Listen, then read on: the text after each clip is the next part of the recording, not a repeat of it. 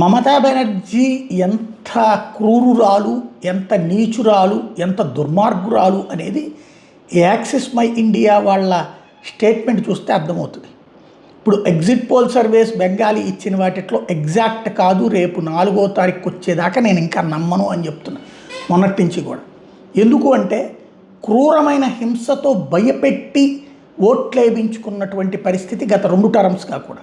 ఈ ట్రిప్ కూడా అంత భయపెట్టిందనడానికి సాక్ష్యం ఇంత కేంద్ర బలగాలు పెట్టి స్వయంగా మోడీ అమిత్ షాలు అక్కడ సుదీర్ఘకాలం పాటు ప్రయాణం చేసినా కూడా మమతా బెనర్జీ గూండాలు నిన్న పోలింగ్ బూతులలో బీజేపీకి సంబంధించినటువంటి అభ్యర్థి పేరు మీద స్టిక్కర్ అతికిచ్చేసి ఓటు వేయకుండా చూశారంటే వాళ్ళు ఎంత బలుపుతో ఉన్నారు, ఎంత పొగరుతో ఉన్నారు.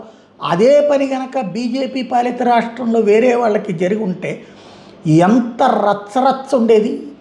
ఈవీఎంల్లో కరెక్ట్గా నడుస్తుంటేనే ఈవీఎంల్లో మోసం అంటూ నాటకాలు ఆడేటటువంటి వాళ్ళు మరి మమతా బెనర్జీ ఎట్ట గెలిచింది ఇలాగా ఇంత రౌడీజం.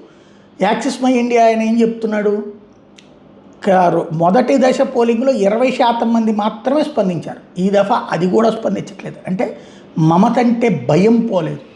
మమత భయంతో మమతకి వ్యతిరేకంగా ఓటేస్తే ఓకే, మమత భయంతో ఆమె వర్గానికి ఓటేస్తే ఏంటి పరిస్థితి అంటే అంత భయపెడుతోంది అన్నది స్పష్టమవుతుంది మరోసారి.